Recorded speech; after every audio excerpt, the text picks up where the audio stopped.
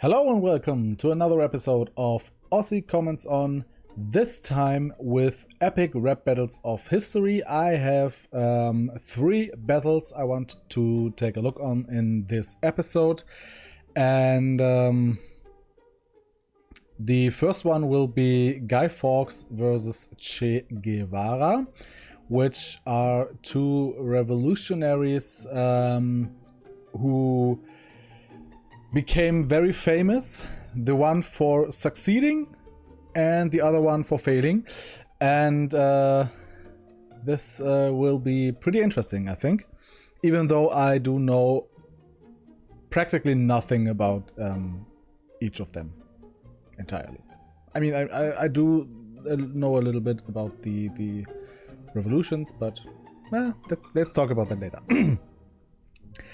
Which will also mean that I will make mistakes or leave things out or oversimplify things, in which cases you have the info text box with all clarifications, corrections, and of course additional information.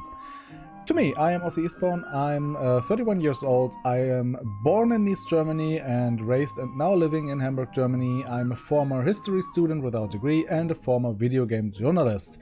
And this channel revolves around learning together, gathering knowledge, and maybe even sharing knowledge. This is why I don't do research beforehand. I do research when I edit the videos, which is what you will find in the info text box.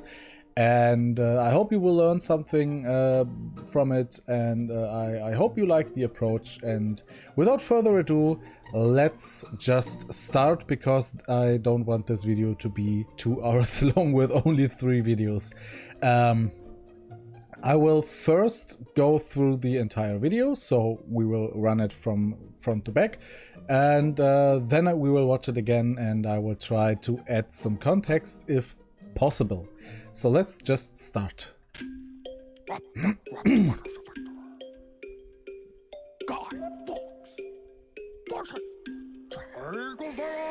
Give out of the terror, fresh kangaroo era, ill rhyme slayer from the 60s era, revolting heavy metal rebel blood spiller. Me and my gorillas are a squad of killers, known worldwide for my steely-eyed look. You're famous cause of Alan Moore's third best book, and all the children say we will be like Jay. Asthmatic, but I'll take your breath away.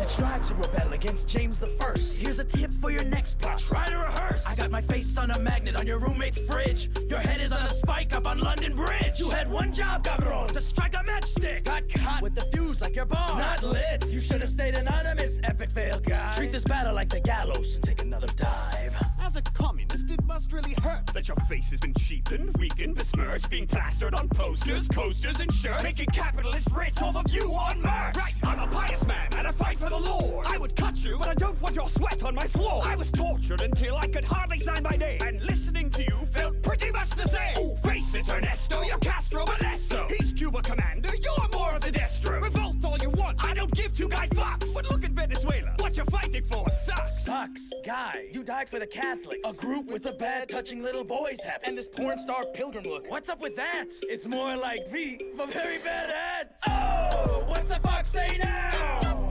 When they cut your junk out, I'm the hardest Marxist ever graced a banknote. You're an error-prone terrorist, penny for the scapegoat. Don't try to boast about your banknotes with Guido. You muddled your economy like mint in a mojito. This very battle disproves your communist initiative. These rhyme skills are not evenly distributed. I'm Catholic, I've got mass when I'm rapping. You're an upchain, that's Bay of Pigs Latin. After what just happened, you should retire. Is it the 5th of November? Cause I'm on fire!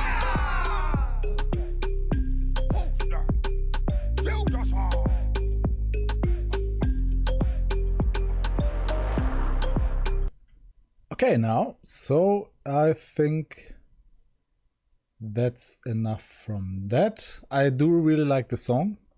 I watched it tons of times, but I never really commented on it. So let's see how that goes, and let's start again.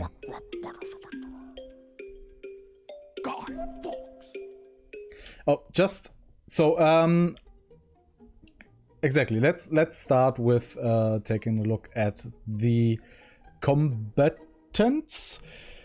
Guy Fawkes lived in the early 60s, 17th century, and was a Catholic. And now we have to go back some time, like approximately like 60 years back or 70 years back, something like that, to Henry VIII Tudor, who was married to his first wife, Catherine of Aragon, and wanted to divorce her, but the Pope had none of it and did not let him divorce her. So Henry, because he wanted to marry Anne Boleyn, his second wife, which he will later behead, starts a new church, the Church of England, and splits from the Catholic Church. Then he dies, then his son takes reign, nothing really changes. Then his daughter, his firstborn daughter, takes reign, Mary I. Not to be confused with Mary I of Scotland, but Bloody Mary takes reign and is herself Catholic, because she is the daughter of Catherine of Aragon. So naturally she is. So during Henry VIII, the churches were all their riches were stolen by Henry VIII for the treasury, and Catholics were more or less oppressed because there is a new state religion. And with Mary, she as herself was a Catholic, so she has Protestants oppressed and also killed, because she is a Tudor, and that's what Tudors do. And there was no good time for Protestants. Then again, she died after 10 years of reign, and her sister or half sister, the daughter of Anne Boleyn, Elizabeth I, takes over with a record-breaking reign of almost 60 years, or a little bit more than 60 years, something like that, around 60 years. She is the one who changed England to Protestantism for good, more or less. In her early reign, if I remember correctly, she oppressed Catholics, but then she made a law that basically says that it's okay to be both. Protestantism is the state religion, but Catholics, if you are a Catholic, you're not killed, I think. But yeah, then Elizabeth died, and then we had James I, Stuart. And the Stuarts are from Scotland. And Scotland is a very, very, very Protestant country. That's the country where not only the Puritans come from, but only the the other thing is Presbyterians, I think it is. Presbyterian. You know what I mean.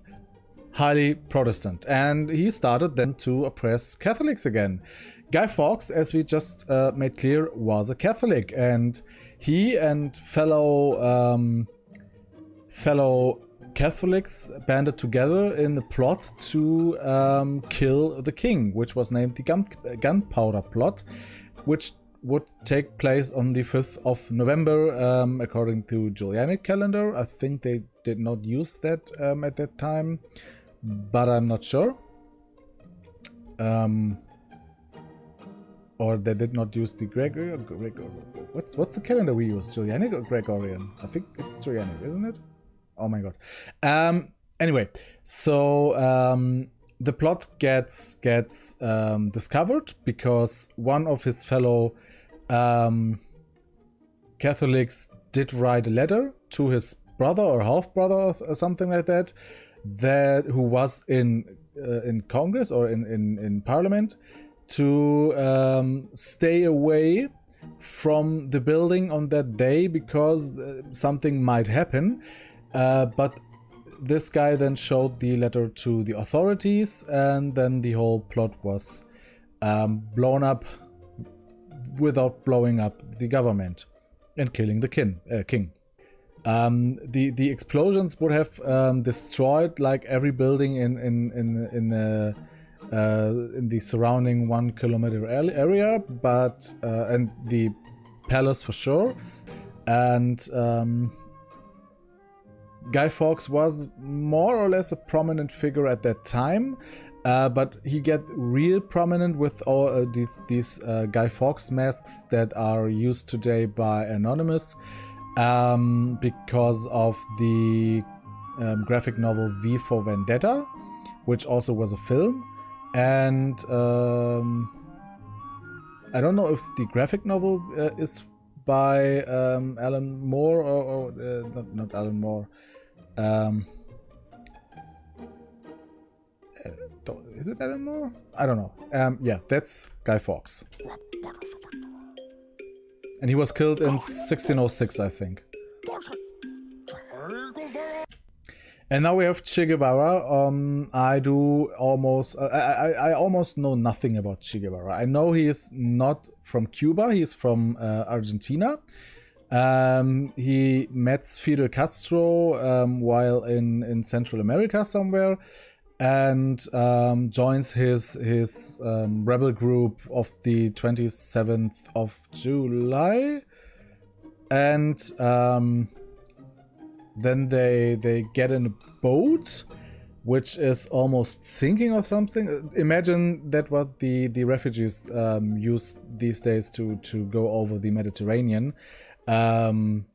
Just 60 years ago or 70 years ago, and packed with, what was it, like 30 men, something like that, who want to overthrow the Cuban dictator and make the country communist, which they actually succeed in the 50s. And Che Guevara is a leading figure there, is together with Fidel Castro and his brother. And but he is a hardcore Marxist, whereas Fidel Castro is also a Marxist, but not that much. He's more leaning towards the Soviet Union, or influenced by the Soviet Union, and he is a real politician, which is something that Che Guevara did not like. Che Guevara actually did once made a speech on the UN and basically telling everyone there that they should uprise and be communist. And then he has some struggle with Fidel Castro, leaves the country and supports other revolutions. The last one in Bolivia, where he then got killed. I think he was, I don't know if he was executed or shot in battle or something, but it's where he died. And he later then became famous and especially exploited by capitalists who want to earn some money from left-winged people.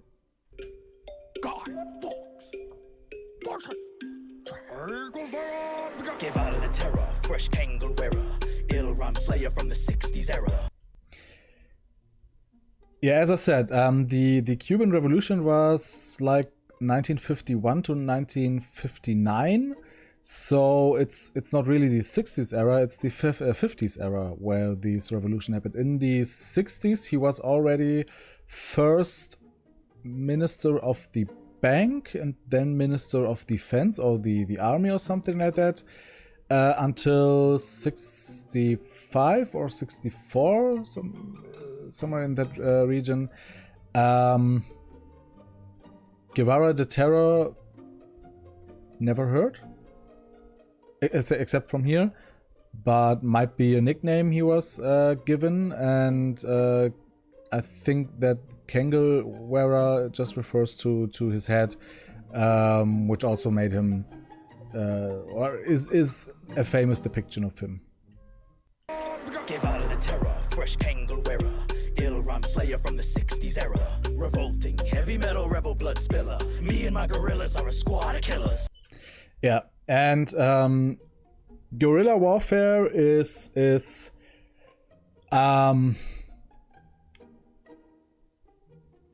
more or less terroristic warfare. So you have tactics that involve laying traps and ambushes, and operating from maybe, for example, a jungle, or it's also referred to street fights. So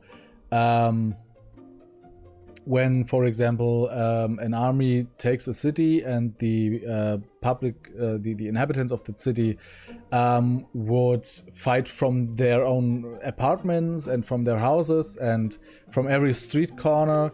That's also referred to as guerrilla warfare, I think. And the Cuban Revolution was extremely brutal and extrememely bloody. And I think Che Guevara was one of the extreme figures in that revolution, who was extremely violent, even and also in later revolutions. And like I said in the UN speech, he actually said that every country should violently uprise against their regimes, and so he was actively pro-violence for revolution and for any means in revolution. So yeah, he and his guerrillas are a squad of killers. That's correct. Revolting, heavy metal rebel blood spiller. Me and my gorillas are a squad of killers. Known worldwide for my steely-eyed look. You're famous cause of Valamore's third best book. And all the children say we will be like Jay. Asthmatic, but I'll take your breath away.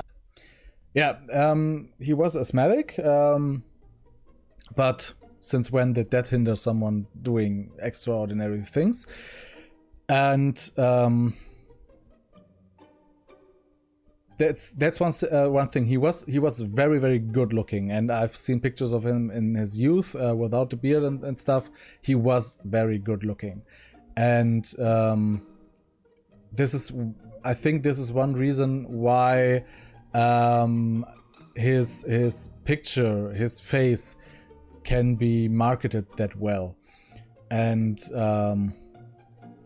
he was very charismatic as well, so it's no wonder that he got popularized even as a martyr and idealized not only by Cubans or South Americans, but all the way to Europe. For example, in Germany we had in the 70s the RAF, which is the Red Army Fraction or Rote Armee Fraktion, which was a terrorist organization, a Marxist terrorist organization that was trying to revolt within Germany with heavy violence, with murdering people and taking people away, taking hostages, stuff like that. So yeah, he is a role model for many revolutions because he was so charismatic, because he was so successful with his revolution. Book. All the children say we will be like Jay. Asthmatic, but I'll take your breath away. You tried to rebel against James the First. Here's a tip for your next plot. Try to rehearse. I got my face on a magnet on your roommate's fridge. Your head is on a spike up on London Bridge. Yeah. So as I said earlier, James the First was from the House of Stuart, was the king from 1603 onwards. Something. When did Elizabeth die? What, 1601, 1602, 1603, something like that. If he was formerly the King of Scotland, but then he was the first to be King of Scotland and King of England, and suppressed or oppressed, I don't know what the real word is. He was violent against Catholics, and Che Guevara and his gunpowder plot wanted to kill him, which was not the first attempt. They wanted to. There was many attempts on the life of James, and I mean, try to rehearse. It's not really something you could rehearse. it's a good rhyme, but it would make more sense to say try to keep silent. And yeah, after Guy Fawkes was the one who was destined to actually light the fuse. So he was not really a leading figure in the plot or something like that. He was just the one who should light the fuse, and was captured while trying to do that. And or did they even rehearse? And he was captured while he was rehearsing or something like that. But anyway, and then he was tortured, but we will come to that. But yeah, in the end, his head was put on London Bridge, as was custom at these times. State enemies were beheaded and their head were put on spikes on London Bridge, so everyone could see that it's not a good idea to be against the establishment. I got my face on a magnet on your roommate's fridge. Your head is on a spike up on London Bridge. You had one job, cabron, to strike a matchstick. Got caught with the fuse like your boss. Not lit. You should have stayed anonymous, epic fail guy. Treat this battle like the gallows and take another dive. Yeah. So Guy Fawkes was not only beheaded. Before he was beheaded, he was hung. Then his guts were he was hanged so long until he got unconscious. Then when unconscious, he was quartered, I think, or his guts were torn out, and then he got quartered, and then he got beheaded, something like that. So he was killed by 3 different means, if you want so. And yeah, when he was caught, he was basically caught with the match in his hand, and the match did not want to lit because it was too wet or something. I'm really not an expert on this, but yeah, and this, you should have stayed anonymous, is just I think a reference to the hackers that call themselves anonymous and use this Guy Fawkes mask, which is, I think, only a thing of V4 Vendetta, and not, I think there were not really Guy Fawkes masks at that time. But I could be wrong, and I will put it in the info text box. Just let's continue. We have just made the first verse. You should have stayed anonymous, epic fail guy. Treat this battle like the gallows and take another dive. As a communist, it must really hurt that your face has been cheapened, weakened, besmirched, being plastered on posters, coasters, and shirts, making capitalists rich off of you on merch. Right. Yeah. So we all know communism is pretty much the opposite to capitalism. And the main goal of communism is that everyone should have the same. No one should be richer than others. And communists usually fight capitalists.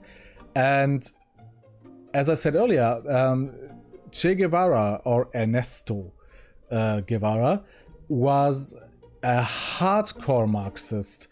And if he would live today and see that his image is worn by kids in the US without even knowing the violence, without even knowing what he stands for, and that lots of companies got rich on the back of his image, and like he himself said earlier, a magnet on your roommate's fridge. Yes, there is so many products with the image of Che Guevara on it, and they're selling like hot potatoes and making people rich, which is the exact opposite of what Che Guevara would have wanted, I think. And that's just crazy, I think. Being plastered on posters, coasters, and shirts, making capitalists rich off of you on merch. Right, I'm a pious man and I fight for the Lord. I would cut you, but I don't want your sweat on my sword. I was tortured until I could hardly sign my name, and listening to you felt pretty much the same. Yeah, So when Guy Fawkes was captured, he was the only one who got captured because he was the one red-handed. And then he was asked to tell the names of all the other plotters, because they knew that he couldn't have done this alone, because there was a lot of gunpowder there. And they also knew that he was not the one writing the letter to Lord Baltimore or something like that. Not Baltimore, Bedford or something. Anyway, and he refused. And then they tortured him, and they tortured him heavily. And it's true, he was tortured so much that he was, when he should sign his confession. So first of all, he did then tell all the names of all the plotters, who all were killed, almost all I think, but all were captured at least. And then he had to make his confession on his own. And his confession had to be signed, because he couldn't have been convicted if he did not sign the confession. And he was unable to. He was tortured so much, and his will was so broken, and his body was so broken that he couldn't even hold the pin and sign his name under the confession. So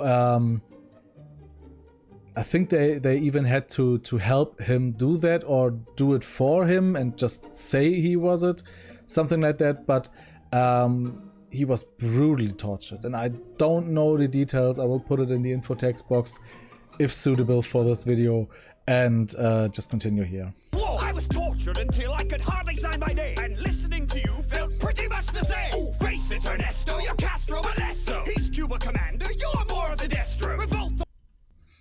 Yeah, I have no clue what Destro is supposed to mean, but yeah, Che Guevara is. We know of Che Guevara, and we know he was a part of the Cuban Revolution, but Fidel Castro is the one who actually got the top spot. He was the one who then led the country in a dictatorship, together with his brother and with Che Guevara, until he then left the country. And he was just some kind of substitute to Fidel Castro. He was not the leader of the revolution. That was Fidel Castro. He was not the leader of the country. That was Fidel Castro.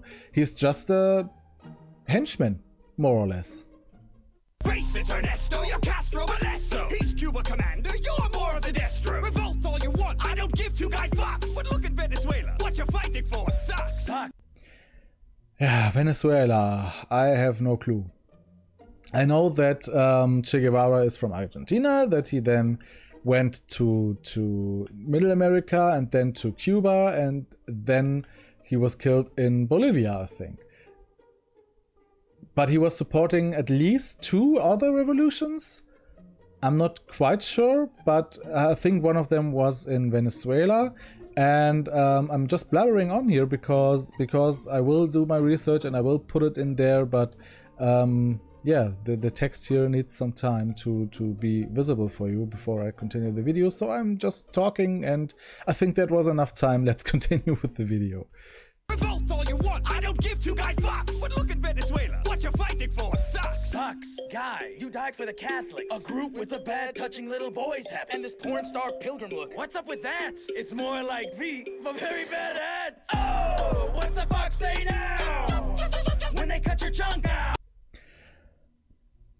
I think that was part of the torture. I will put it in the info text box. But if I remember correctly, he was castrated, and I think even the dingling was cut off. And yeah, the thing with the touching little boys habit and stuff is more or less a really modern thing. We know now that some church officials, not all of them, especially in the Catholic Church, where, because priests and cardinals and the Pope, they all live in celibate, I don't know the English word for it. But I think it's celibate because I know it from the Mahatma Gandhi thingy battle. And they live in celibate, and they are not allowed to have kids. They're not allowed to have wives, but they're people. They're human, and so in the Middle Ages there are many accounts of popes just having girlfriends and wives and stuff. Most famously, Pope Alexander IV of the House of Borgia, who had at least 4 kids. And at least 2 girlfriends, and at least 1 wife, I think, even. And in modern times, it's now known that some of those priests would live their sexuality on children, and yeah, that's not good. But that's not what Catholicism, what Christianity stood for at the time of Guy Fawkes, and I don't think it was that common at the times of Guy Fawkes, because that would be more or less a time where they would just secretly have wives or stuff like that. But I'm no expert, and we will maybe never know. I'm the hardest Marxist ever graced a banknote. You're an error-prone terrorist, penny for the scapegoat. Don't try to boast about your banknotes with Guido. You muddled your economy like mint in a mojito. Oh wait, so Little boys have, and this porn star pilgrim look. What's up with that? It's more like me, but very bad at. Oh, what's the fox say now? When they cut your chunk out. I'm the hardest Marxist ever graced a banknote. You're an error-prone terrorist, penny for the scapegoat. yeah, as I said earlier, Che Guevara was renowned for being very, very violent and very, very extremist. Other than Fidel Castro, who was more lenient, and the whole revolution started to make Cuba more democratic, and have the Constitution of 1940 back in action again. It was not really a mainly communist revolution. So, but yeah, Che Guevara is very brutal, and he was on the money, or he still is on the money in Cuba. I don't know. I never went to Cuba. I'm the hardest Marxist ever graced a banknote. You're an error-prone terrorist, penny for the scapegoat. Don't try to boast about your banknotes with Guido. You muddled your economy like mint in a mojito. This very battle disproves your communist initiative. These rhyme skills are not evenly distributed. Yes, I'm a Catholic, I've got mass when I'm rapping. You're an up-chain, that's Bay of Pigs Latin. I don't know what. I know there was the Bay of Pigs invasion, but the Bay of Pigs invasion was in Kennedy's time with the Cuba Missile Crisis. But as I said earlier, the revolutionists came from with a boat, and maybe they landed also on the Bay of Pigs. I don't know.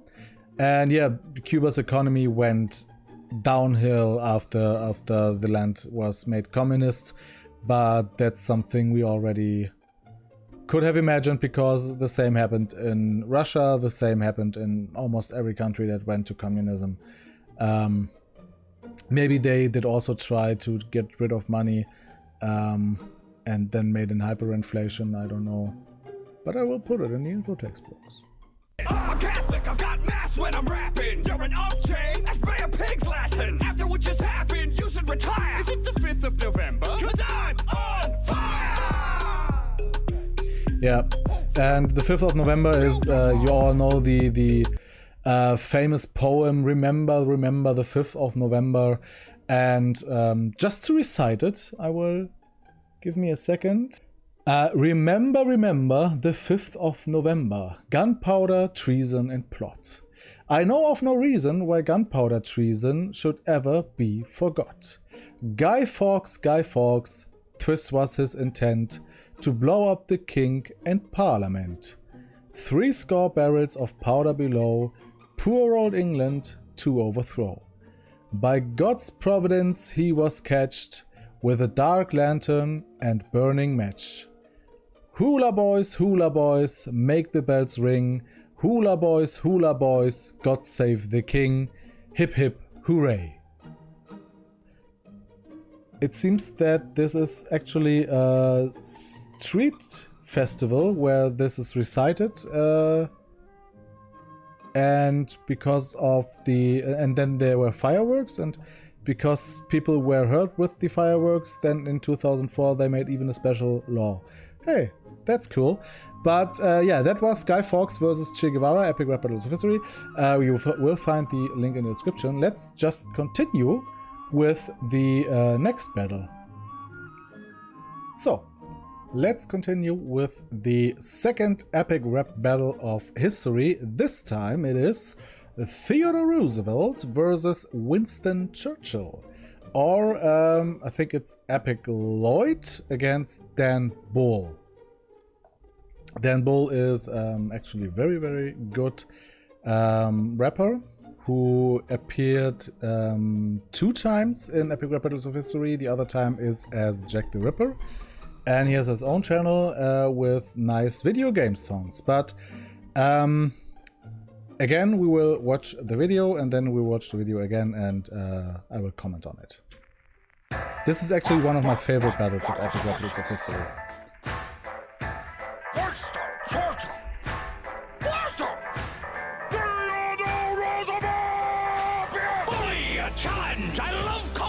Now where would I mount the stuffed head of a Winston? I'm into fitness, digging ditches through an isthmus, rough riding down a Cuba line. What's up, bitches? I keep my rhymes pure like my food and drugs. I'm an American stock, and you're the British Alma Phi. I mean, for Christ's sake, look at that mug. At least grow a spruce mustache and cover part of it up. And let's face it, you're not all that great. You tossed away lives in Gallipoli like they were scraps off your plate. Your whole miserable country is the size of one state. And see my way to running that without donning my pants. Now go toe-to-toe with me, you bloated drunk old man. Why don't you do-si-do on over to a 12-step program? I'll bust a trust fund lush with my American muscle. So walk softly over here and give my big stick a suckle. Pass me a cigar and a large glass of brandy. I'm about to take you out prematurely, like your family. I'm the rhyme minister, fresh in a hat and dinner jacket. You look like a mix of Epic Lloyd and a Pringles packet. I was saving the planet from an axis of darkness while you were back home opening national parks. Yeah. You were born asthmatic, you're going to choke hard while I wake up every day and chain smoke cigars. I'll fight you on the beaches, I'll fight you on the beaches. Yes. Any way you want to fight, I'll fight you and I'll beat you. See, I might be battling you even though I'm toasted, but tomorrow I'll be sober and you'll still be roasted. My parents died when they were young and it was morbid, but at least they didn't ditch me when they were alive like yours did. Oh shit, World War II soon. Well, Teddy's dropping bombs, so you best go, hadn't you too? Ooh, you should be ashamed of your military honor. Everyone knows you're back at home like, thank God for Pearl Harbor. Don't worry, the U.S. will give you a pass. Just change your poster to keep calm and kiss my cousin's ass. Steady there. I don't think it's very fair for a British bulldog to melee with a teddy bear. You're no man, you're an overgrown Boy Scout. I should stuff you in a pram just so you can throw your toys out. They put your fat head on a mountain to save face, but if Rushmore was a band, then you'd play bass. Look at Roosevelt, the dude's about to lose the bout to Churchill. A bullet to the chest won't stop you, my words will. A bullet can't stop the bull moose. CR will give WC the full deuce. Whatever shit you throw at me, I'll just return to sender. I'll battle to the end and I will never surrender. Hold on. Poster. You just saw.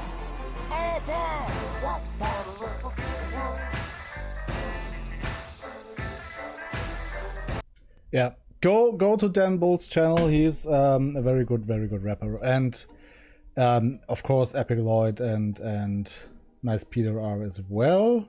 Come on, go back to the beginning. And yeah, as I said, it's probably my second most favorite battle of all time, or by now it's maybe the third because of the Joker and Pennywise, but top one is still Alexander the Great versus Ivan the Terrible, and it's great. But it's a missed opportunity because Theodore Roosevelt would be very much better matched against Otto von Bismarck. Why? Because in my opinion, that's the most badass mans of the last 200 years. Because both were shot and survived. Theodore Roosevelt was shot and continued his speech. And Otto von Bismarck did even arrest the man that shot him. So he fought him, and then he had him arrested, and wasn't even hurt badly or something. He like had just a scratch or something like that.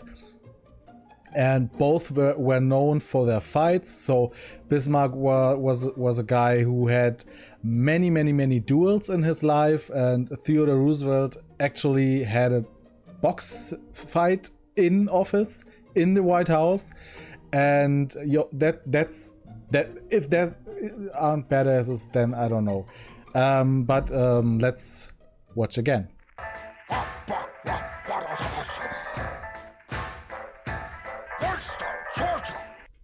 So, Winston Churchill, we all know Winston Churchill is or was during the Second World War and the years after it the Prime Minister of Great Britain.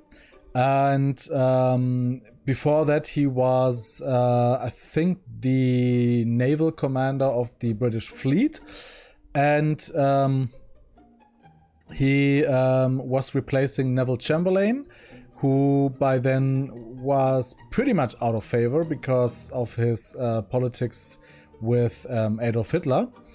And Winston Churchill took over and made his famous speeches like, which is partly recited here, we will fight on the beaches, we will fight on the fields, and we will fight on the coast and stuff like that, and we will never surrender if a German invasion comes. And he's the one who set up the Home Guard with 2 million or almost 2 million civilians who were destined to defend the homeland if the Germans would invade.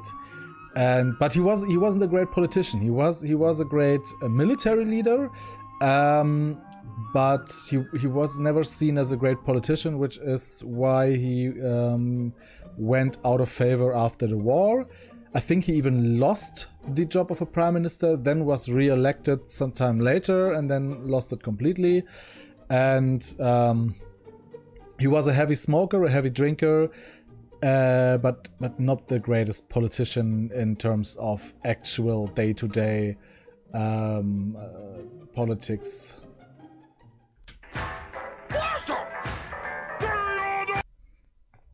And then we have Theodore Teddy Roosevelt Jr., born in the mid-19th century, somewhere around 1950 something, and he died in 1919, I think, 10 years after his presidency. And he's absolutely my absolute favorite US president. I'm not an expert on him, but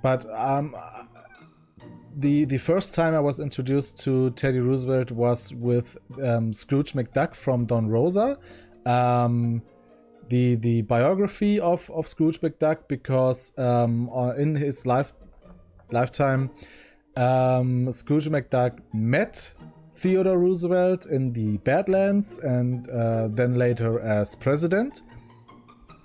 And that's actually a thing. And so Theodore Roosevelt was diagnosed with asthma and some kind of other disease, I think, or not disease, but inability. And he was told that he wouldn't be able to live a pretty much normal life. But Theodore Roosevelt, being Theodore Roosevelt, just said, all right, then I have to work harder than everyone else. Did his sports, did his athletics, did never at one point in his life ever shy back from doing anything. He became elected to something in New York. Then he went to his I think it's war minister or something, not only in New York, war minister of the United States or something, or naval minister. Then he went to the Wild West and was a cowboy and was in the Badlands and on his ranch in North Dakota. Then he was the chief of police in New York City for 2 years and reformed the hell out of the police force. And because at that time the New York police force was seen as the most corrupt in all of America. Then Teddy Roosevelt came in, and later it was more or less the best police force in all America. Then he became vice president, and then the president got killed in 1901. And from that on, Theodore Roosevelt was 8 years or 7 years and a bit the president of the United States. He was the first president ever to leave the country while in office. And he built the Panama Canal. He had a boxing match in the White House.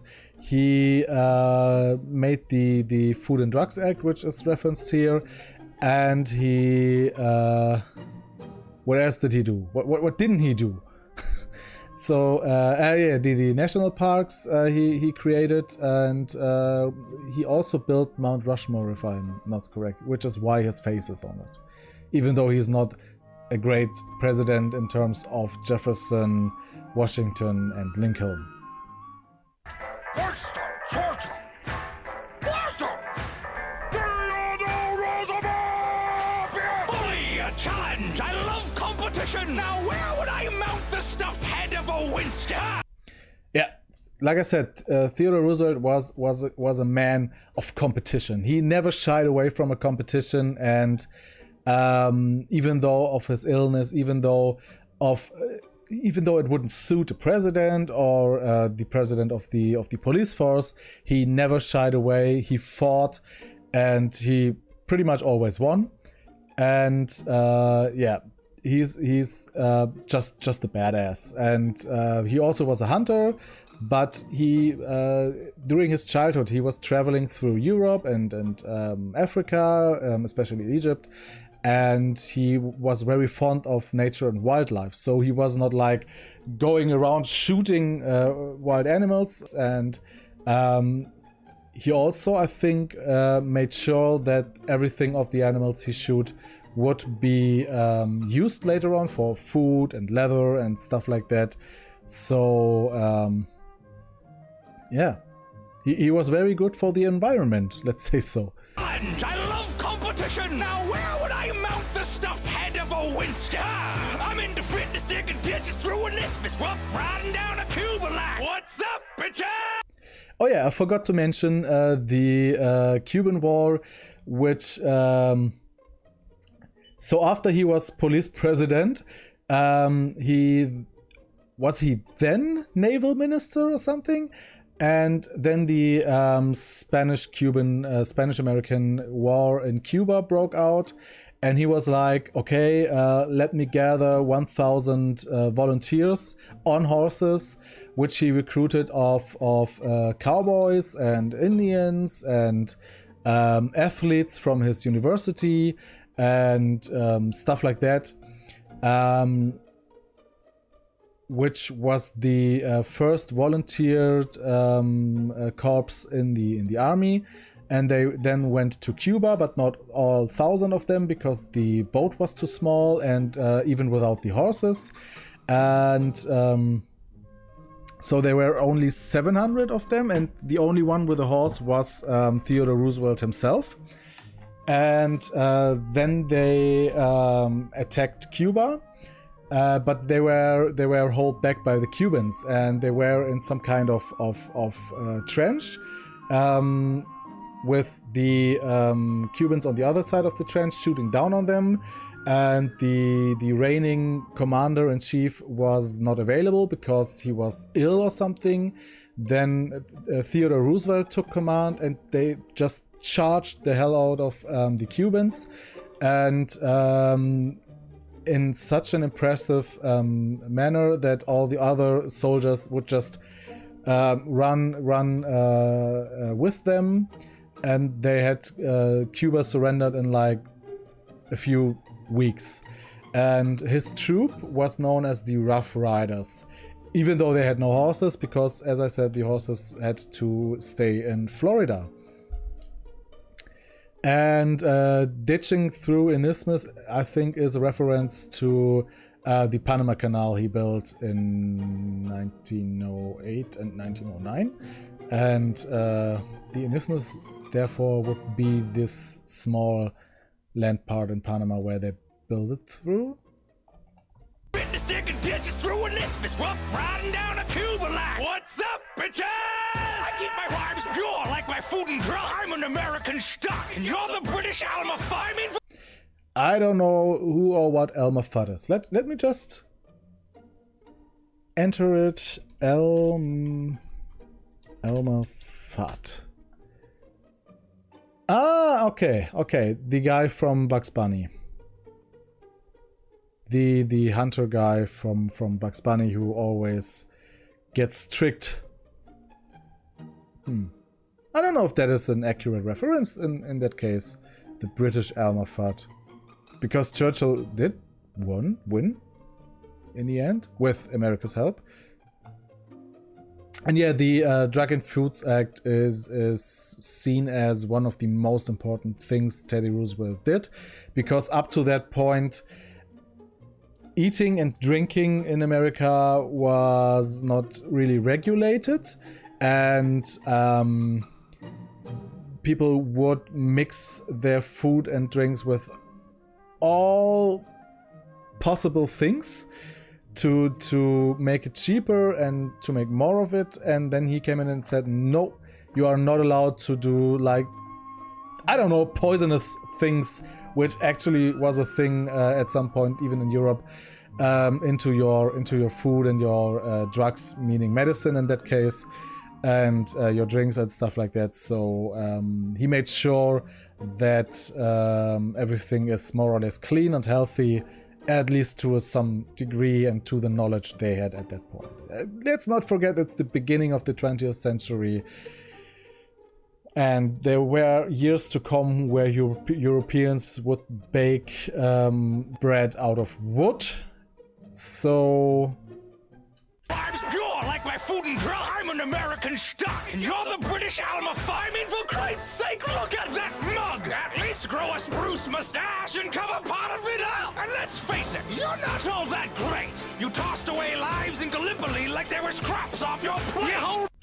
Yeah, during First World War, Winston Churchill was commander of the Navy, or admiral of the Navy, something like that, and he was responsible for the battle at Gallipoli, which the Americans wanted, not the Americans, the British wanted to secure Gallipoli, which is a part of land or a city at the Dardanelles, I think the English word is, right in front of the Bosphorus. And if you control that, then you can also control the Bosporus, which is the narrow strait from the Black Sea to the Mediterranean, which was at that point more or less the only way the British could help or trade or do something together with the Russians.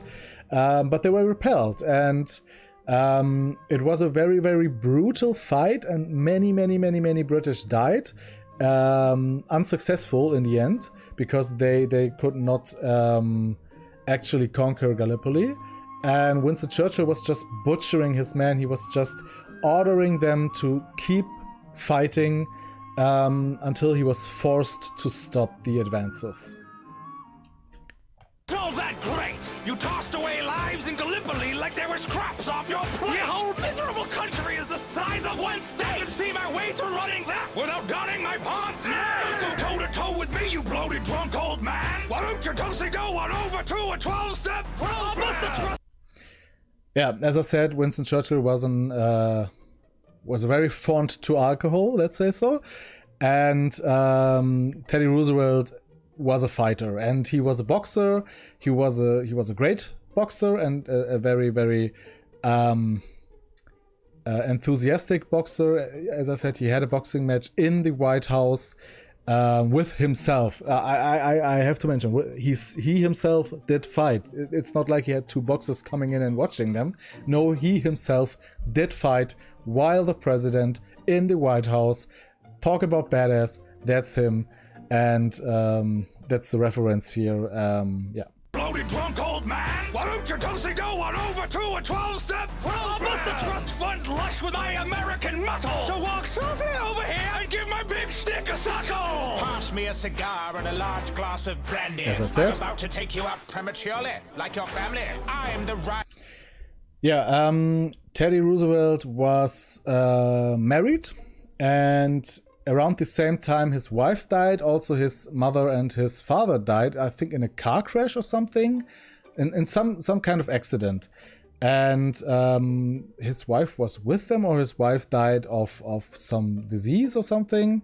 I will put it in the info text box, but yes, Teddy, that's the thing. What makes him even more badass, even though he had this massive setbacks throughout his life, he always, as I said, he was never shy of a competition. He always just stood up again and continued for another day. And I think I admire him for that attitude.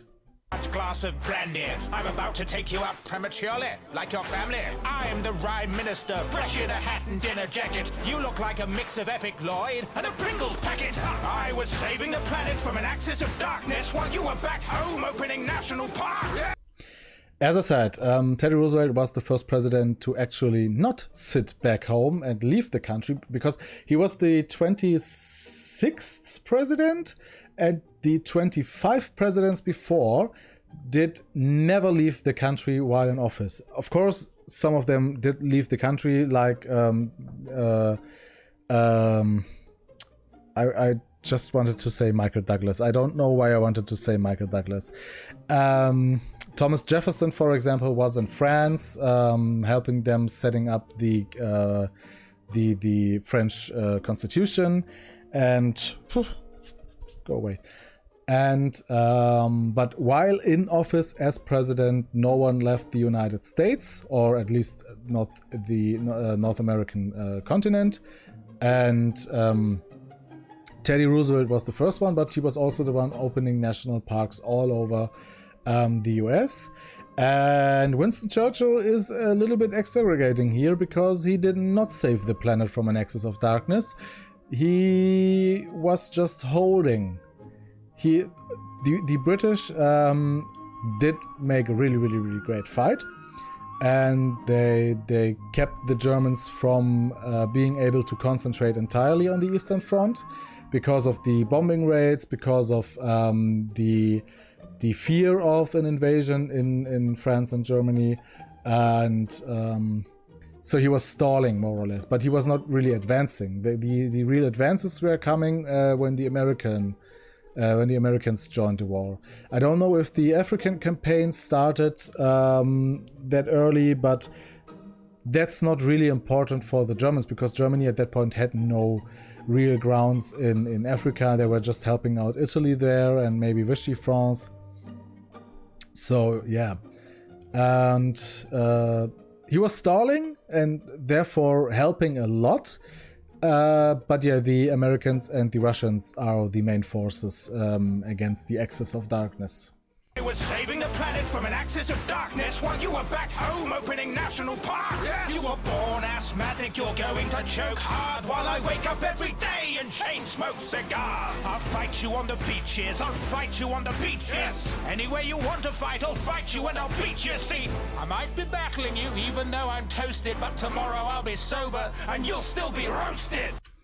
Yeah, as I said, this "I fight you on the beaches" thing is from a famous speech he made to the public. I think it was in over the radio to encourage them to keep strong, and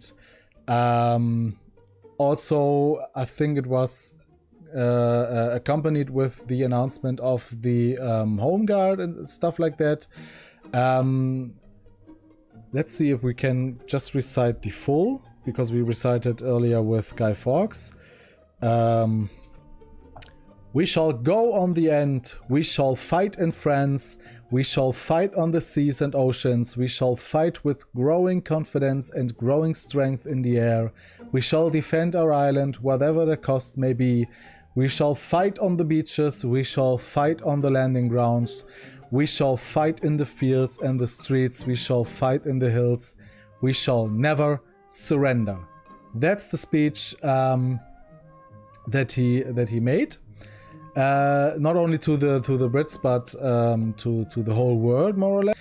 And the other one here, tomorrow I'll be sober and you'll still be roasted, is something he said to a female member of parliament.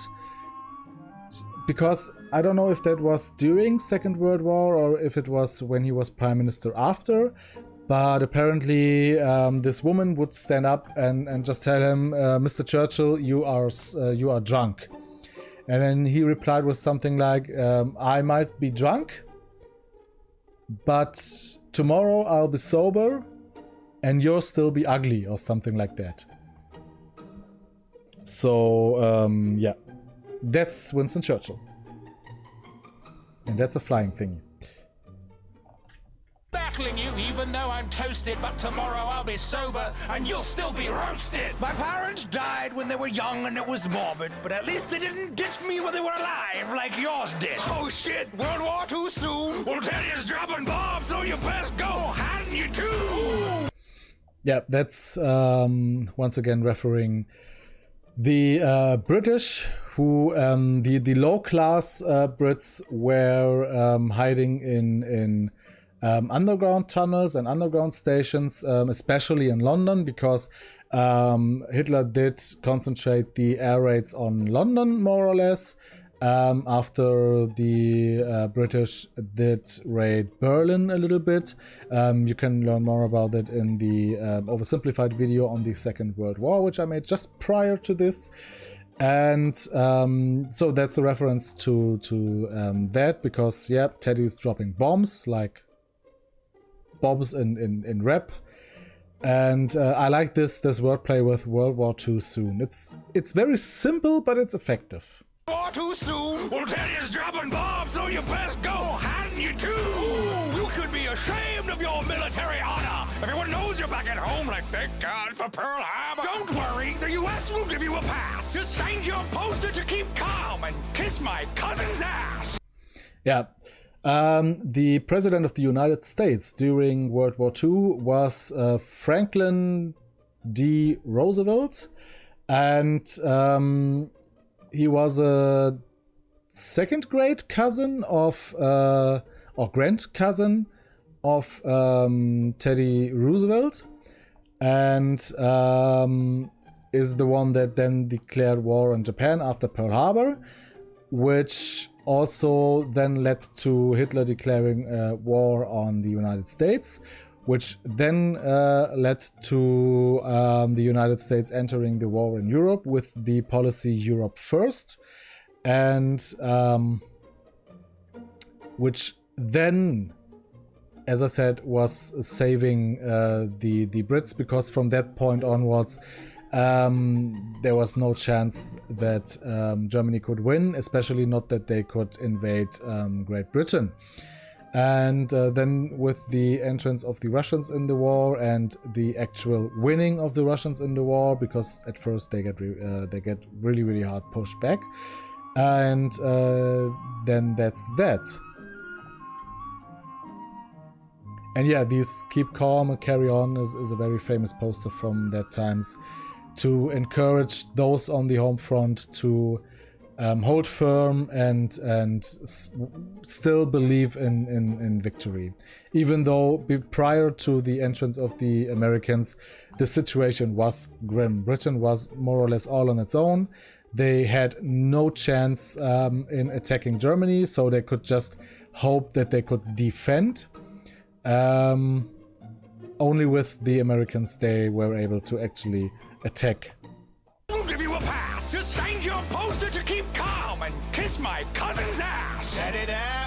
I don't think it's very fair for a British bulldog to melee with a teddy bear.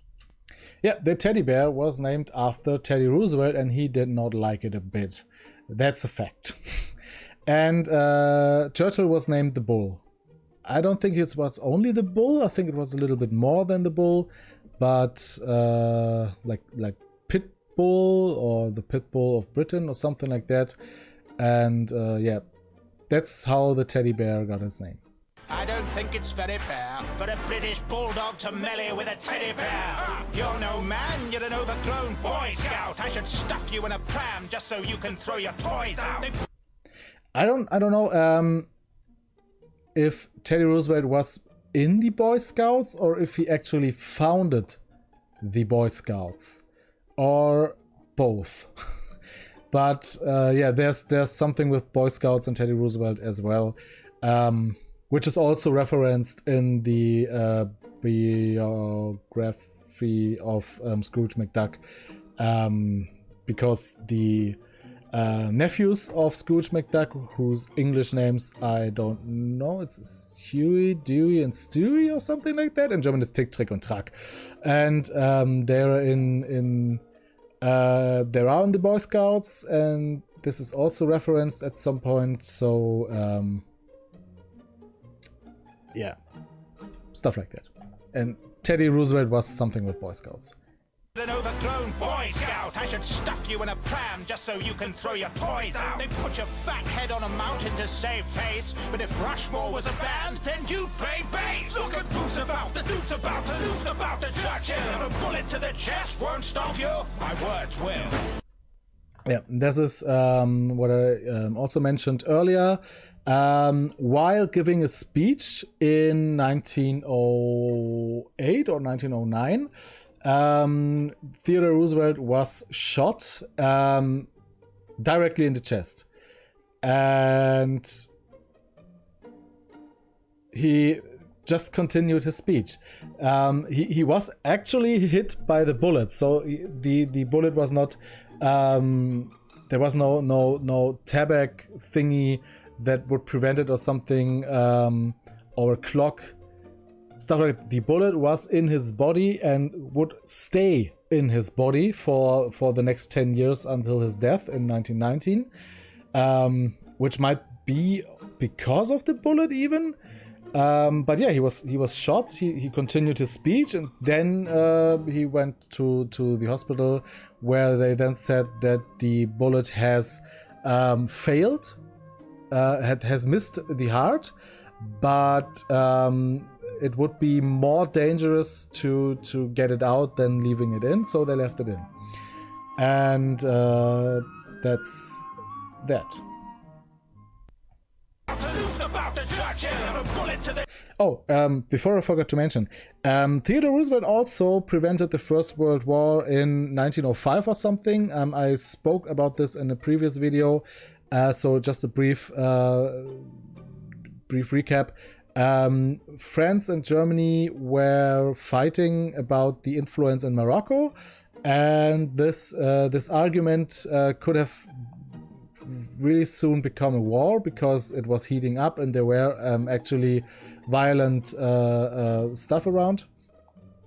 But Teddy Roosevelt then made a stand, and I think Germany thought that the Americans would support the German claim of influence in Morocco, but then Teddy Roosevelt said, no, we're neutral, we won't support anyone, and if Germany attacks France, we will repel or something like that. So then it was settled. Just FYI. The chest won't stop you, my words will. A bullet can't stop the ball move. In the background, we now see a horse with Teddy Roosevelt on it for representing the Rough Riders. I like this ending here, because we will later in when Churchill has his turn in a few seconds, we will see the bombers in the background. I'll give WC the full due. Whatever shit you throw at me, I'll just return to sender. I'll battle to the end, and I will never surrender. or not the airplanes, but parachutes.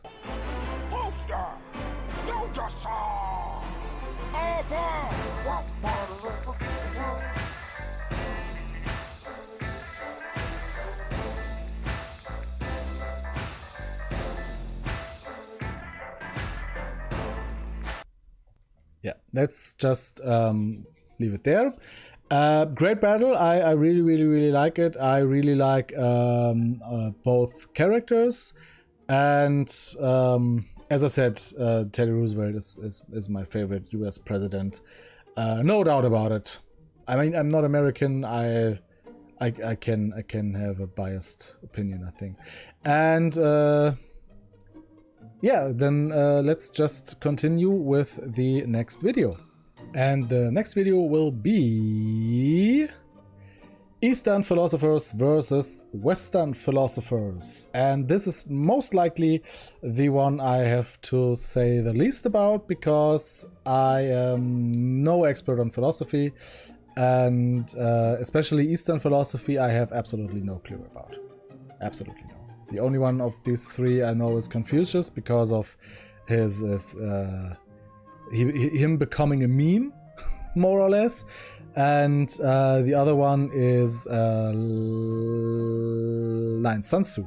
Sun Tzu with The Art of War, because it's very famous. But that's the only ones. And for the Western philosophers, barely. But let's watch the video, and then let's watch it again and comment on. Battles of history. Lao Tzu, Sun Tzu, and Confucius versus Nietzsche, Socrates, and Voltaire. I'm coming off the Acropolis to start some pandemonium. What? Don't bring limp raps to a pimp slap symposium. The mad gadfly. Philosophy was my invention. Rolling with the flyest nihilists. And me, their French We got henchman. the wisdom And the wit that even I couldn't question. dropping Western medicine. On these East infections.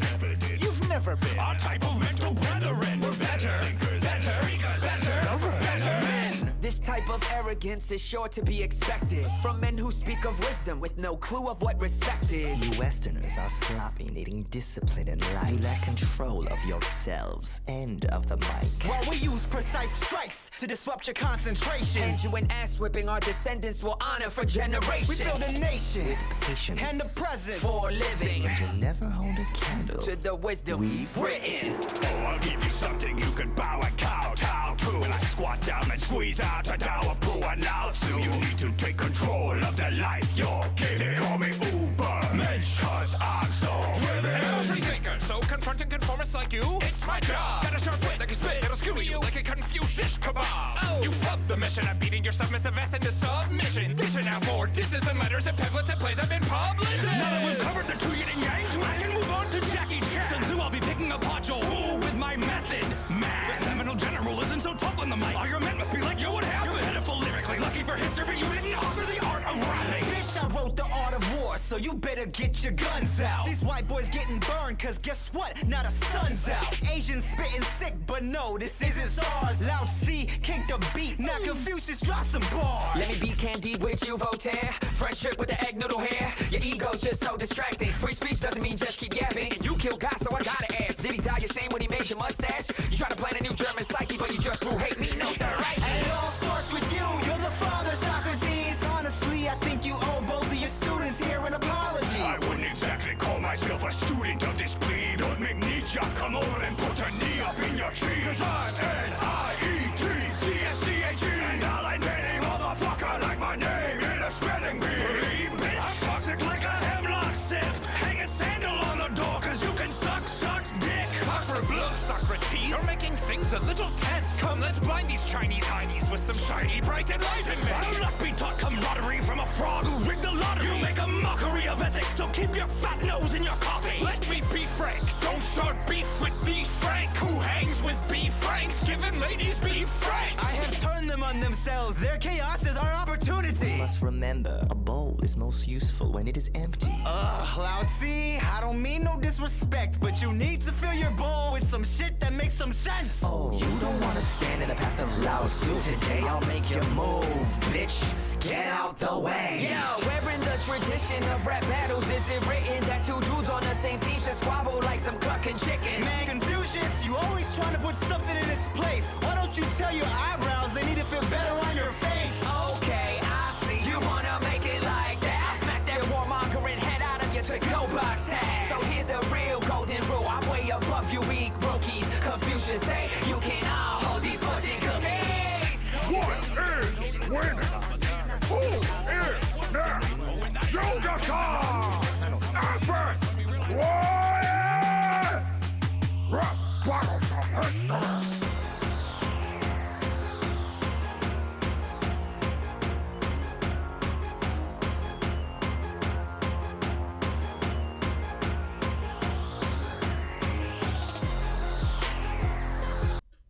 Yeah.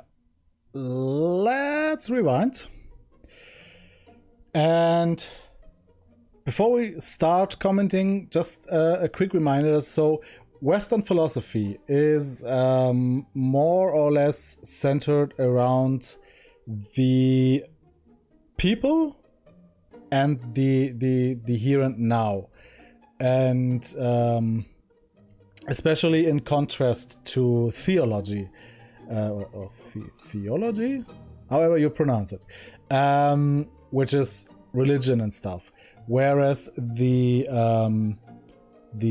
Eastern philosophy is more, especially the Chinese philosophy, is more revolving around respect, as they just said, about patience, about descendants, and not only the descendants, but also the people that came before you, the people that will come after you. So it's not for the here and now. It's for all time, more or less, and stuff like that. So there is quite a big difference between those two.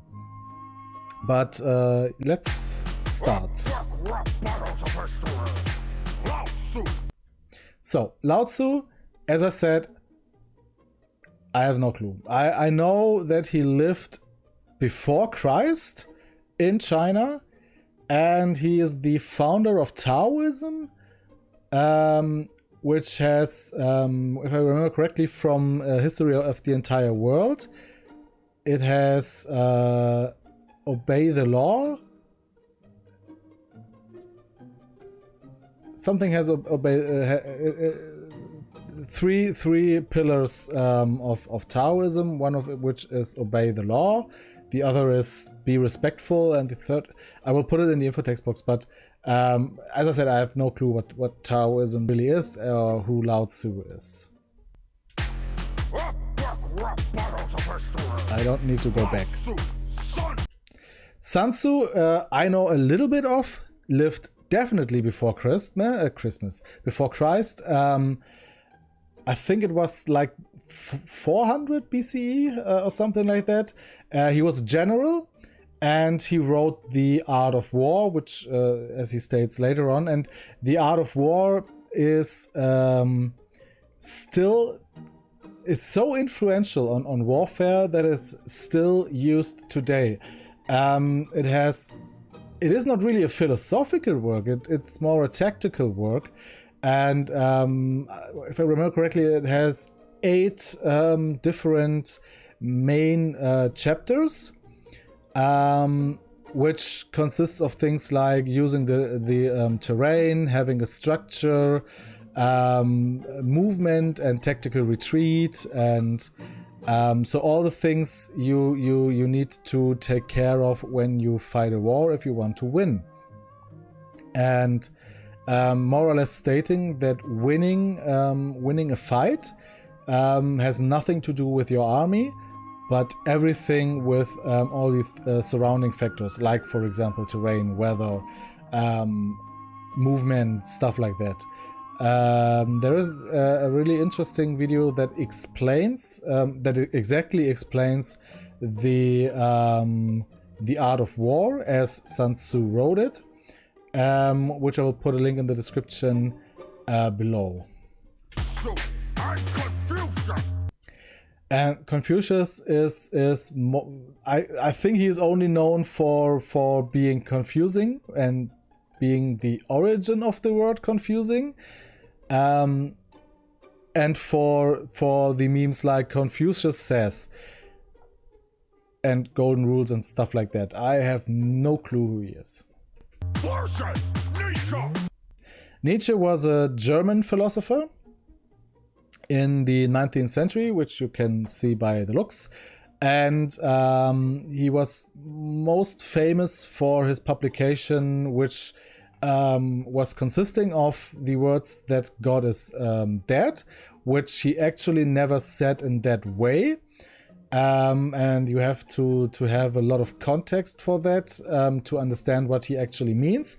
And of course, for the famous Übermensch or higher human being, which both was later on then misused by the Nazis, which misinterpreted what he actually meant and thought of themselves as Übermensch.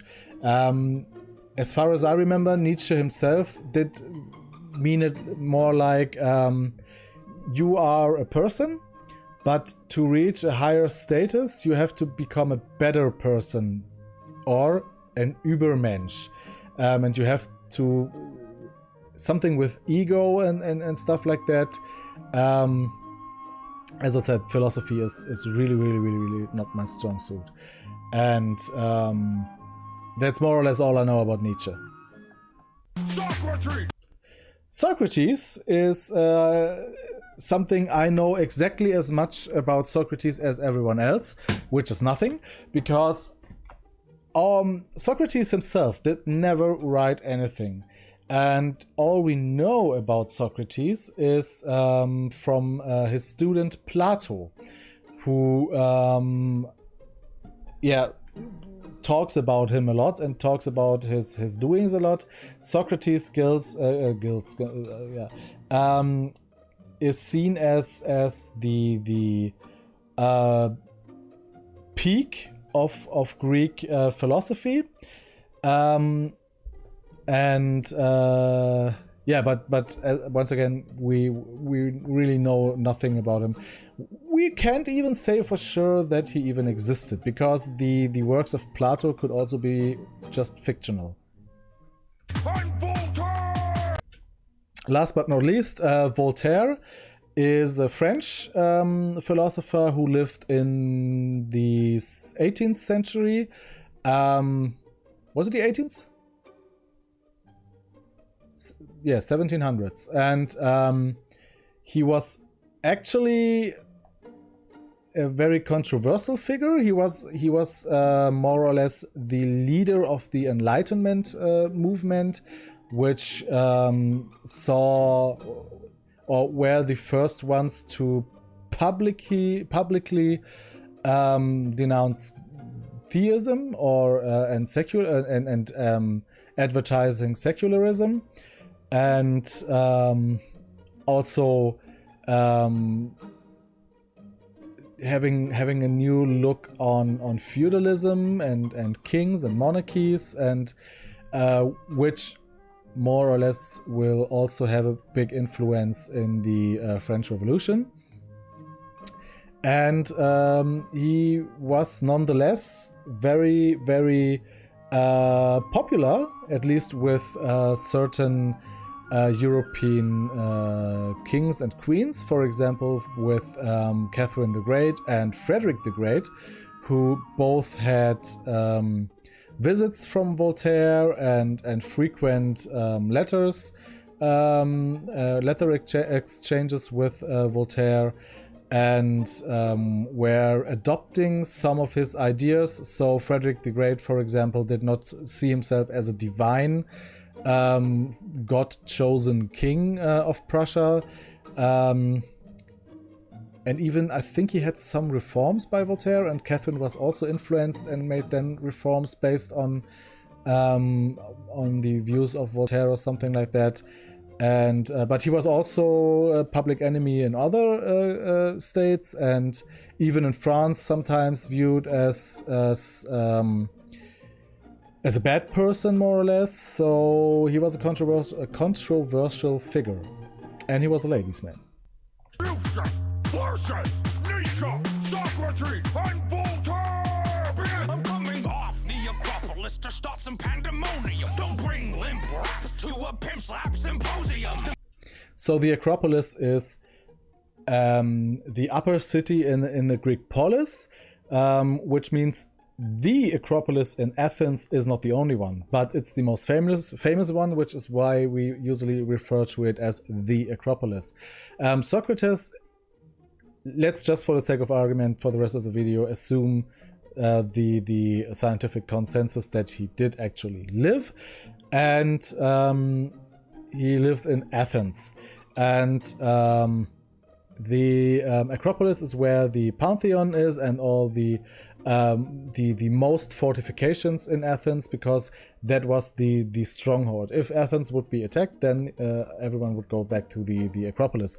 But he didn't really step down from it to have his pandemoniums or his speeches or his talks, but rather he would go to public places in the main city itself. And because it's just on the screen here, the mad gadfly. Socrates, as I said in my video about Greek, about ancient Greek, Socrates was a very annoying character. And he was, in Plato's Apology, he was referred to as gadfly because he was something that they couldn't get rid of, who was annoying and like a gadfly. And that was then his nickname. To start some pandemonium. Don't bring limp raps to a pimp slap symposium. The mad gadfly. Philosophy was my invention. Which is wrong. Socrates was neither the inventor of philosophy, nor was he the first one. He is the most influential one, which is why every philosophy before him is called pre-Socrates philosophy.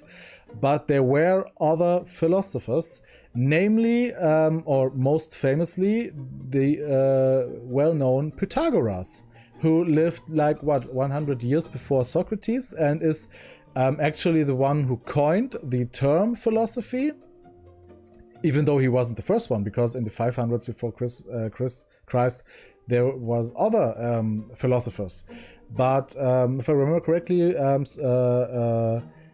Pythagoras was the first one to call it philosophy, and yeah, of course, he's more known today as the one with a square plus b square is equals c square. But in the end, yes, he was actually a philosopher long before Socrates. So it was not Socrates' invention. The mad gadfly. Philosophy was my invention. Rolling with the flyest nihilists. And me, their French We got henchman. the wisdom. Nihilism, yes, that's the philosophy that Nietzsche coined. I have no clue what it is. No clue whatsoever. Don't ask me.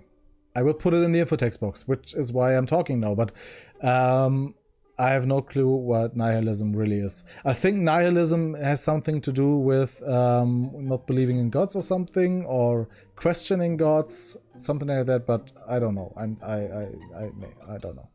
He was my invention. Rolling with the flyest nihilists. And me, their French We got henchman. the wisdom. And the wit that even I couldn't question. Dropping Western medicine.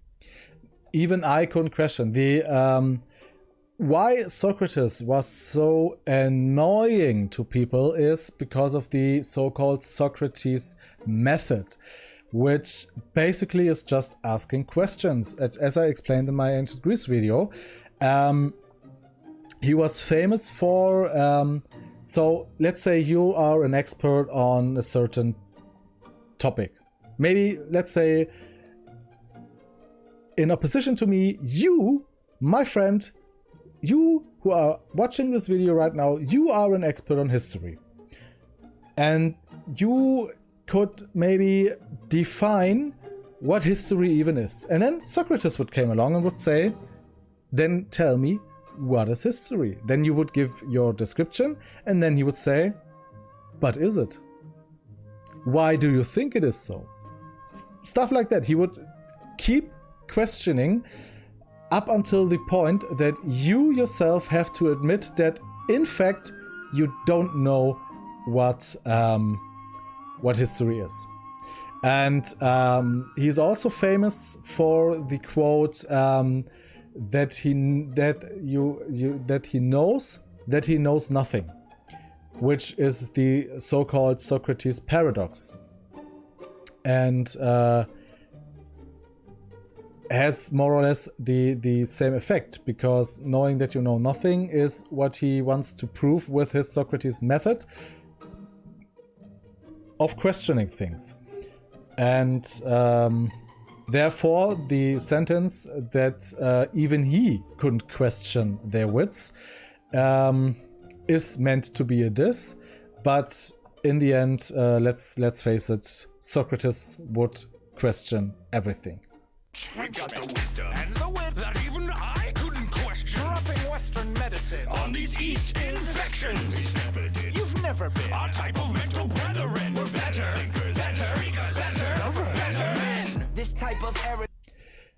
Yeah, Western philosophy is really arrogant, and philosophers throughout history always saw themselves as very intelligent, very eloquent, and just as better beings, which is also a reason why Greek philosophy was in its startings pretty much annoying and for some even a danger,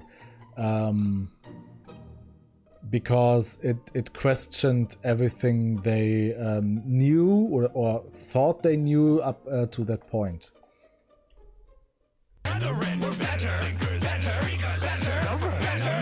This type of arrogance is sure to be expected from men who speak of wisdom with no clue of what respect is. You Westerners are sloppy, needing discipline in life. You lack control of yourselves and of the mic. While we use precise strikes to disrupt your concentration. And you and ass whipping our descendants will honor for generations. We build a nation With patience. and the presence For living You'll never hold a candle. to the wisdom we've written.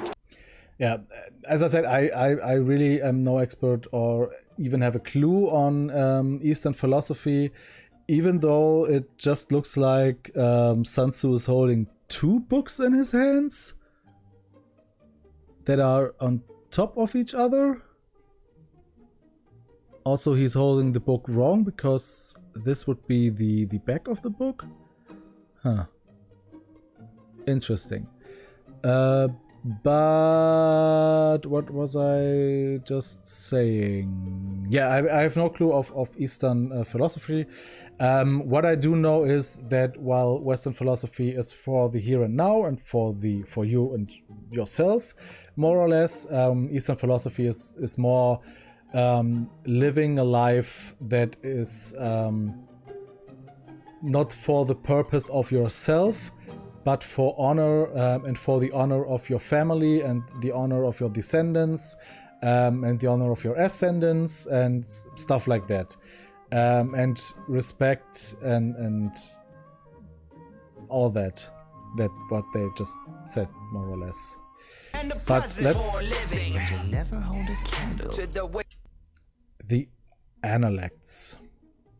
I don't know what the analects is. I will put it in the info text box, but I guess it's the most famous writing of Confucius. wisdom. Yeah, Taoism. As I said, he is known for Taoism, which would be this book here, and The Art of War. Give you something you can bow and kowtow to. When I squat down and squeeze out a Tao of Pu and Lao Tzu. You need to take control of the life you're giving. Call me Uber Mensch. Yeah, that's what I meant earlier. Nietzsche had the opinion that you have a life, and you can live your life like you always did or always will do, but you are more or less in the control of others. I think he even said it could be the control of the god, which is so the famous quote that God is dead might be because you are under control of God, but when you take control over your own life, then you in some sense kill God or something like that. But anywho, you have to take control over your own life and become the so-called Übermensch, which means higher being, and have full control over what you do and what you are viewed as and what you can reach, which in the end is not that bad. But yeah, it was then misused by the Nazis and therefore is today viewed as not that great anymore. So Nietzsche's reputation has deteriorated because of the Nazis, even though he had some pretty intelligent ideas. So you need to take control of the life you're given. Call me Ubermensch, cause I'm so driven. I'm a free thinker, so confronting conformists like you, it's my job. Got a sharp wit, I can spit, it'll skew you like a Confucius kebab. Oh, you fucked the mission of beating your submissive ass into submission. These are now more disses and letters and pamphlets and plays have been published. Yeah. Voltaire was really busy in his time. I don't think he grew very old. I think he died pretty young, being killed by a husband or something like that. But in his time, he, as mentioned earlier, had lots of letters he wrote to the kings and queens of Europe, lots of conversations, and he even wrote plays and stuff, and everything was connected to his enlightened ideas and his enlightened thinkings, and that's a blame by frame here. Not the best moment to pause the video for Zach here. Anyway, so yeah, that's Voltaire. As I said, please don't judge me. I have no clue about philosophers. I choose this video because I like it. And it's all about learning together, and after I edit this video, I will know much more about these philosophers. Your submissive ass into submission. These are now more disses and letters and pamphlets and plays have been published. Now that we've covered the two yin and yangs, I can move on to Jackie Chan. Who I'll be picking apart your rule with my method. Man, the seminal general isn't so tough on the mic. All your men must be like you would have. You're pitiful lyrically, lucky for history, you didn't offer the art of rapping. Bitch, I wrote the art of war, so you better get Nothing your to say guns here. out. These white boys getting burned, cause guess what? Not a sun's out. Asians spitting sick, but no, this isn't SARS. Loud C. Because SARS, or the bird flu, is as many other flus like COVID-19 is believed to come from China. SARS is believed to come from China, or at least Asia. That's the reference here, but nothing really else to say, because there are no real historical contexts here that they talk about now. It's just dissing, more or less. Guess what? Not a sun's out. Asians spitting sick, but no, this isn't SARS. Loud C, kick the beat, not Confucius, drop some bars. Let me be candid with you, Voltaire. Friendship with the egg noodle hair. Your ego's just so distracting. Free speech doesn't mean just keep yapping. And you killed God, so I gotta ask. Did he die your shame when he made your mustache? You trying to plan a new German psyche, but you just grew hate me, no Third Reich.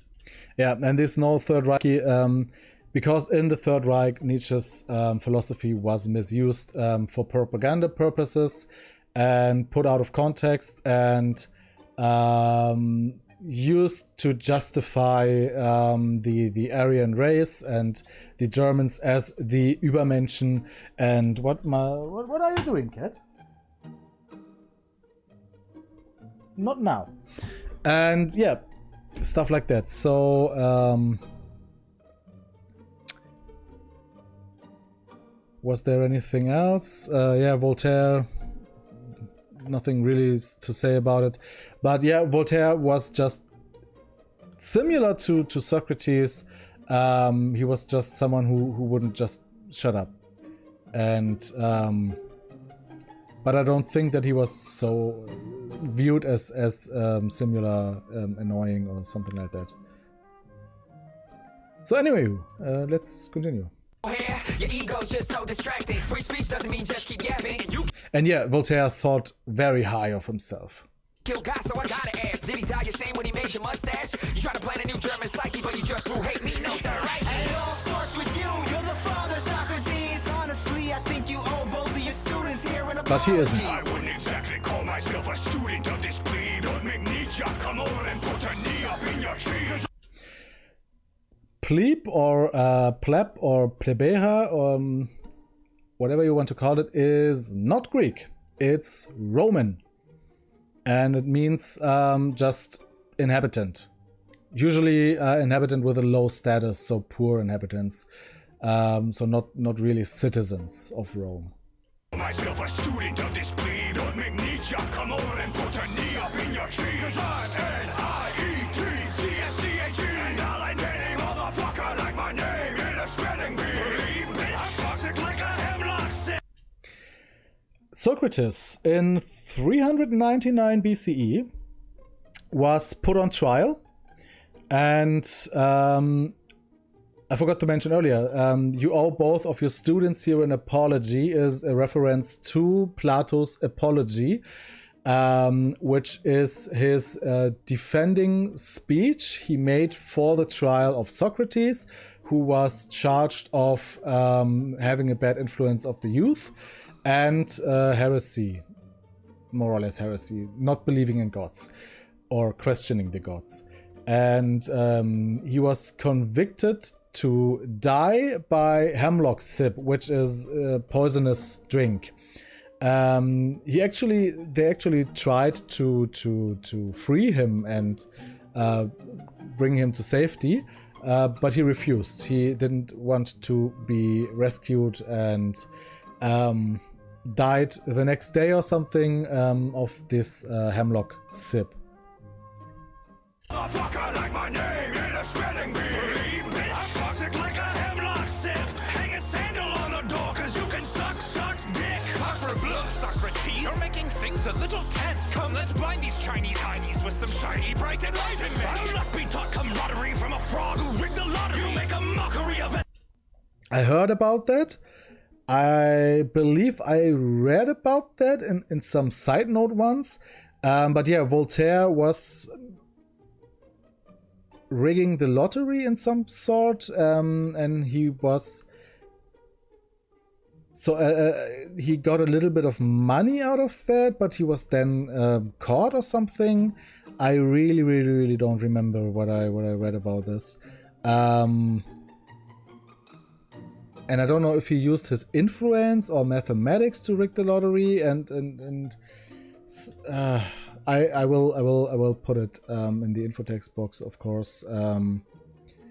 But yeah, what Socrates is up to here is that rigging the lottery is not really ethical, and ethics are our main point in philosophy, I think. My oh my, am I bad at this? Bright enlightenment. I'll not be taught camaraderie from a frog who rigged the lottery. You make a mockery of ethics, so keep your fat nose in your coffee. Let me be frank. Don't start beef with B. Frank. Who hangs with B. Franks? Giving ladies B. Franks. As I said, Voltaire was a woman's man, a Casanova, if you want so, and he was also hanging out with not only Catherine and Frederick the Great, but also Benjamin Franklin of the United States. When Benjamin Franklin was in France to, I think it was during the War of Independence, when Benjamin Franklin was trying to recruit the French for their cause to start a war against Great Britain. And yeah, Benjamin Franklin, also a ladies' man. Beef with B. Frank. Who hangs with B. Franks? Giving ladies B. Franks. I have turned them run themselves. Their chaos is our opportunity. You must remember, a bowl is most useful when it is empty. Lao Tzu, I don't mean no disrespect, but you need to fill your bowl with some shit that makes some sense. Oh, you don't want to stand in the path of Lao Tzu. Today I'll make you move, bitch. Get out the way. Yeah, we're in the tradition of rap battles. Is it written that two dudes on the same team should squabble like some clucking chickens? Man, Confucius, you always trying to put something in its place. Why don't you tell your eyebrows they need to feel better on your face? Okay, I see. You wanna make it like that? I'll smack that warmongering head out of your to-go box tag. So here's the real golden rule. I'm way above you weak brookies. Confucius say you can all hold these fortune cookies. As I said, nothing really to add there, no historical context needed. It was just quotes.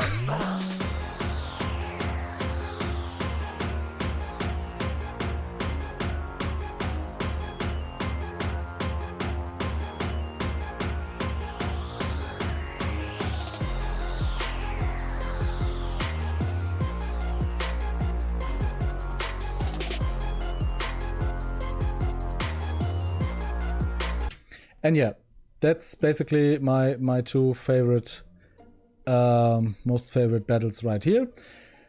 So yeah, that was Eastern philosophers versus Western philosophers. As I said, I couldn't really add much there, but it's okay. I'm recording now for way longer than I anticipated, so at this point, it's okay. But stay tuned for the next episode, which will be Drunk History on Joan of Arc, which should be interesting.